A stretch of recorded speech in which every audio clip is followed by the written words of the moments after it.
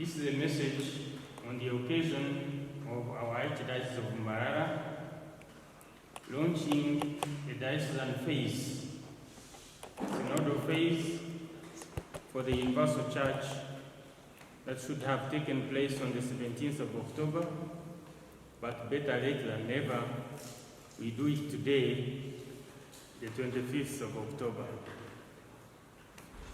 The Archdiocese of Mbarara received a Vatican directive on the 7th of September that set into motion a process that may be unmatched in recent church history and will culminate in the 16th Ordinary General Assembly of the Synod of Bishops, led by Pope Francis in Rome in 2023. The preparatory document entitled For a Synodal Church, Communion, Participation and Mission outlines a course of action that the Holy See calls both a gift and a task for dioceses and invites the entire Church to reflect on a theme that is decisive for its life and mission. The Holy See's choice of words is intentional, and the reference to the entire Church is figurative. Pope Francis' desire is for the Catholic leadership to hear and understand the words and thoughts of the faithful from around the globe. In effect, Pope Francis and the Vatican want to know what you think. It is precisely this path of synodality which is expected of the Church in the third millennium. Cataloging the thoughts of more than 1 million Catholics in the Archdiocese of Mbarara and nearly 1.3 billion Catholics worldwide into a concise report for the Pope to potentially act upon will not be easy. But the process started on the 10th of October 2021 and has been defined in a series of instructions and guiding principles that will assist those charged with implementing them. This process touches everyone in the Church. So parishioners and all members of the Catholic faith in the Archdiocese of Mbarara are going to have an opportunity to share their thoughts. The process, which will take more than 2 years to complete, began in Rome on the weekend of October the 9th and 10th, and officially started in all dioceses around the world on October the 17th, 2021. But today, as Archdiocese of Mbarara, we are starting. I have appointed Father Deusdedit Tess Jomwe, the Diocesan Pastoral Coordinator, and Father Crescent Mchunguzi, Assistant Diocesan Chancellor, to lead us in this diocesan effort. Our number one goal is to keep it simple. I request them to get into parishes, schools, and our other Catholic groups in the Archdiocese and give the people of God simple instructions to carry out this mission, which has been given to all leaders of the Church.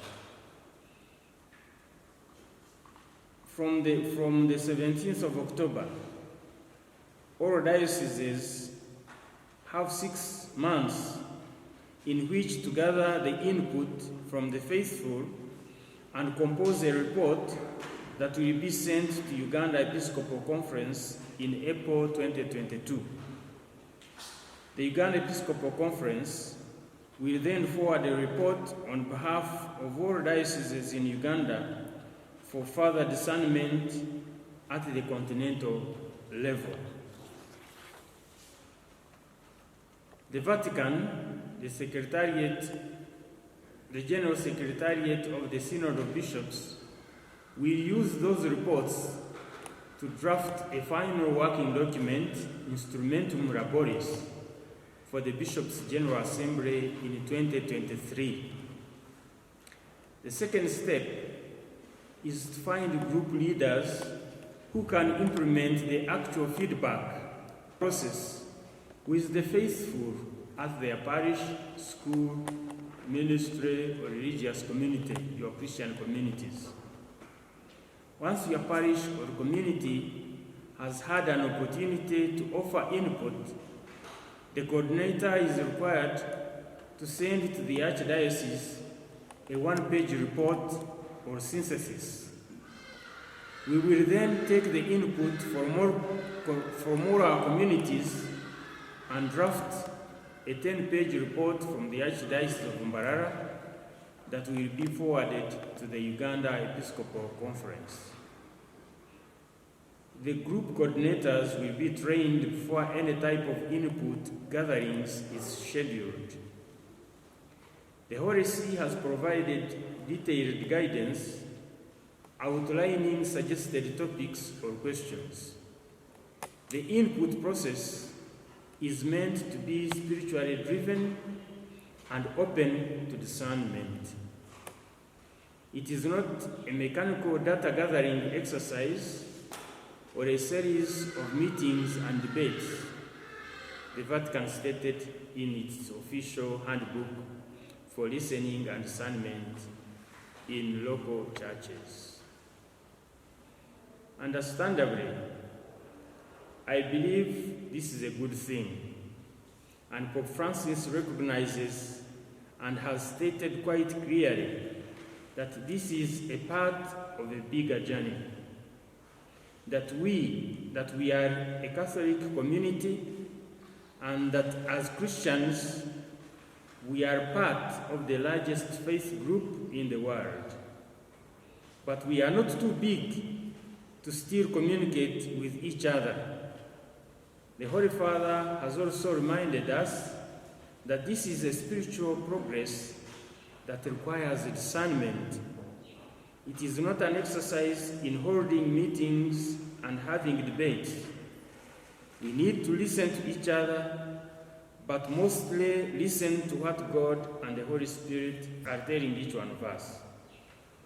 In the meantime, the pastoral coordinator and assistant chancellor are working to assemble a diocesan synod team and then line up group coordinators for this exercise. May the Holy Spirit guide us in our ministry, and may our Mother Mary, Mother of the Church, intercede for us in this very important journey together. I thank you.